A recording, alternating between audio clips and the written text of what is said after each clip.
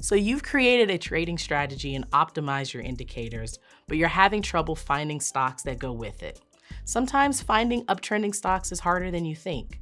Here are a mix of ways to find uptrending stocks for a bullish trading strategy using the Scan tab on the thinkorswim desktop trading platform. Hi, my name is Kiara. I'm on the trade desk here at Charles Schwab. So before creating any scan, consider using tools to avoid thinly traded and penny stocks. I'll add a stock filter for stocks above $4 per share. I'll add a filter by selecting Add Filter and clicking Stock. I'll change it to the close price and add a minimum of $4.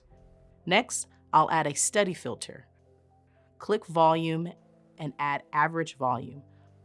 I'll change it to the last 50 periods and greater than 1 million shares minimum.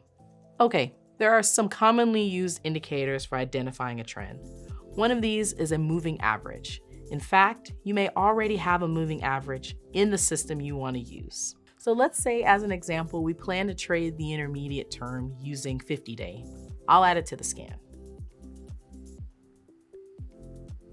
The stock doesn't need to be 10% above the moving average, so I'll change it to 2% because if the price is well above the moving average, we may need to wait for it to retrace before we get an entry point. Now I'll change it to match the moving average I want, a 50-period simple average. If the price is trading above the 50-day moving average, it's more likely to be uptrending. However, that's not always correct, so we'll add another filter. The next thing we can do is look for stocks that are making new highs. A bullish trend is commonly defined as a price making new highs and lows. Stocks that are near their 52-week highs are more likely to be uptrending as well. We can scan for those. The default current price is 3% of the 252 period, which is about the average number of trading days in 52 weeks, which is a year. You may consider increasing the percentage to 5% to include stocks that may be a little more volatile and subject to higher swings.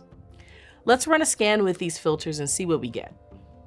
Okay, from my search results, I'm going to select AEP in this example and paste it in my charts. Here's what we wanted to see. We notice here that the AEP stock had their 52-week high. Right now, the stock is trending upward back to that 52-week high and above the 50-day moving average. So what if you want to find new trends that may be emerging?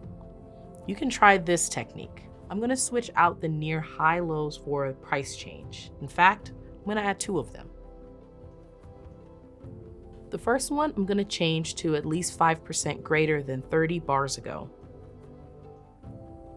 On a daily chart, this is 30 trading days. This will help find those stocks that have had a recent surge. The second one I'll change to 5% less than 252 bars ago, so I can find stocks that may be moving sideways or might be recovering from a downtrend. Let's take a look at some of the results. All right, so out of this list here, I want to take a look at Celsius. So I'm going to paste this in my chart. Here we see that Celsius was downtrending the first part of the year, then it flattened out. In February, the stock broke above the 50-day moving average, which is pointing higher. So this could be the start of a new uptrend. We use the moving average and the near highs to find uptrending stocks. And then we use price change to find stocks that might be emerging. If you've already created scans for your trading system, adding these trending filters can help you find potential candidates that are near to your entry signals.